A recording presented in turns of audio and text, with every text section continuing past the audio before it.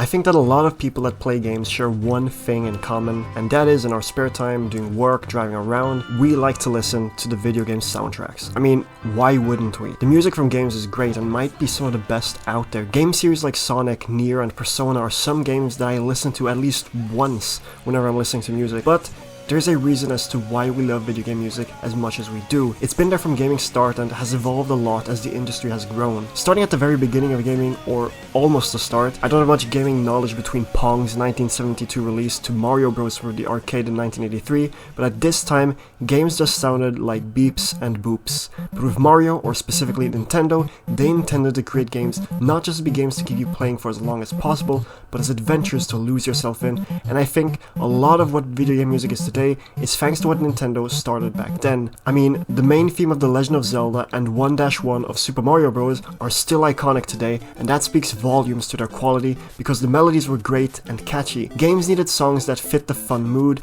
and had to be pleasant to listen to because you were going to be playing these games for many, many hours, and if it wasn't nice to listen to, that affected your enjoyment of the game and possibly future sales of the games. Although this happened in the third console generation on systems like the NES and Sega's Master System, it's the two generations right after that, from the 1990s to the 2000s, where I think a lot of people look back upon the fondest when thinking about video game soundtracks. Donkey Kong Country, Final Fantasy VII, Super Metroid, Ocarina of Time, Street Fighter 2, Metal Gear Solid, Resident Evil 2, and Sonic. All these games and series had releases in this era of gaming that have multiple songs from levels, cutscenes, title music that are still reorchestrated for games today and are still regarded by many as the greatest songs in a respective series. I think many Resident Evil fans find RE2's soundtrack to still be the best. Ocarina of Time's title theme is still one of the most serene pieces of game music. Super Metroid's lower Brinstar is still iconic within Metroid, and more. All these soundtracks were a slight step up from what the previous consoles could manage, not just in how they could sound like, considering games sounded like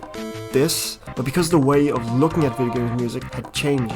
The songs of games weren't just these high-pitched buzzes and low hums anymore, because they could now become something separate, an accompanying piece, something to better represent the more dynamic colors and vibrant moments that games could create, and with that came a responsibility of bringing it to life.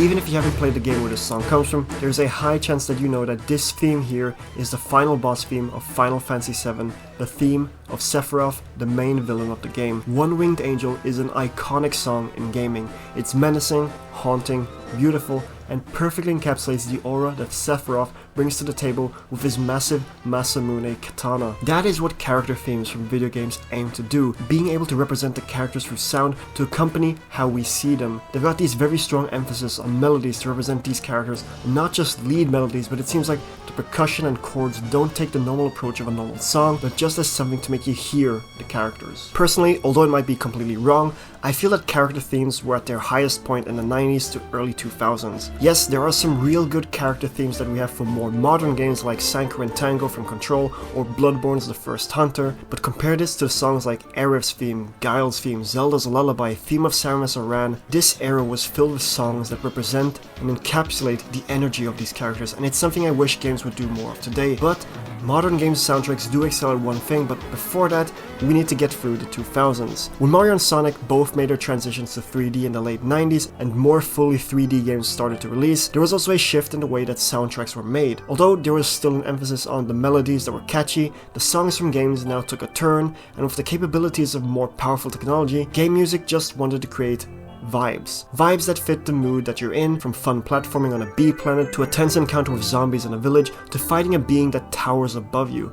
The songs that accompany these moments in games don't have that light-hearted, catchy melodies from the past generation, but as a way to embrace the ever-growing nature of games and attempting to appeal to more mature crowds, soundtracks just got straight to the point. And we can talk about these songs mentioned. Honeyhive Galaxy from Super Mario Galaxy is catchy, yes, but it's a lot more light-hearted, upbeat yet chill, just giving this feeling of B. The song that plays when you see the Thirst Ganado and RE4 is hauntingly good with no real memorable moment of the song, just that the sounds it creates put you on edge and makes you really feel the danger of going up against the Ganados. And then there are the songs from Shadow of the Colossus. Shadow of the Colossus is arguably one of the best soundtracks ever, but I, for the life of me, cannot recall a majority of these songs from the game, where at best I can hum 2 of the Colossi melodies and Swift Horse. But these songs that accompany the Colossi are just spectacular. They give off the beauty that these beings grace with their every movements as they dash, move, and attack you,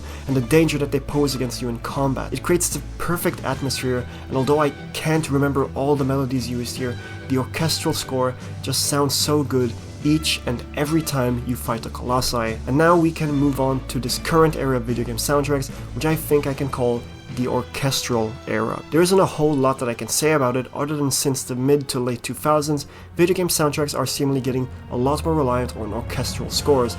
Now, I'm not really complaining here, even though I am, because I love listening to orchestral scores and renditions of video game songs. It's also the natural evolution of video game music, considering that now being able to fully use real instruments is a lot more versatile than sticking to whatever soundboard was used on the SNES, as it just opens up a lot more opportunities. But I think that something has been lost in transition. Elden Ring, Baldur's Gate 3, The Last of Us Part 2, these are all games that have a very orchestral feel to them, and they all slightly blend into one another because of how they sound. And there are more games out there that fall into the same category, which maybe misuse the orchestra at hand and kinda lose the music, even though these soundtracks, I need to say it again, are incredible. Again, I'm not saying that these soundtracks are bad, because they aren't, but games like Yakuza 7 and 8, Doom Eternal, Cyberpunk 2077, Xenoblade Chronicles 3, and Final Fantasy 7 Rebirth are titles that don't use the score to make every moment feel like a cinematic moment, but makes music that is beautiful all the same, with elements of rock and electronic music blended into their soundtracks. Like, I do appreciate the sounds of Bear McCreary's God of War soundtracks, but sometimes it just sounds too movie-like. But that is one thing that I feel that games have nailed down as of late, and that is the main theme. Although main themes have been a staple of video games since gaming's start, it's from the 2010s to now that I feel that games have nailed this. The song that is meant to encapsulate what the game is going to be about, yet manages to give a completely new emotion upon beating the game. Bear McCreary's God of War is a big one.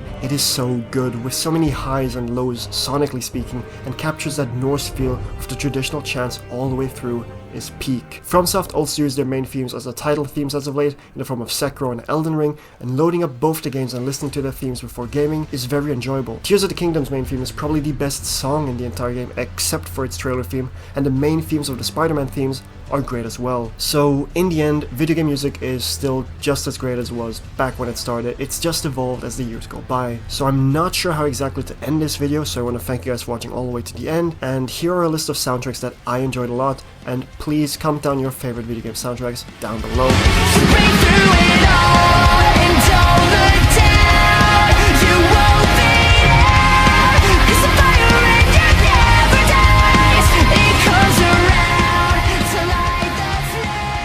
Thanks again for watching, I hope you enjoyed the video, and I hope to see you in the next one. Have a good rest of your day, night, and week, and with that, Storm out.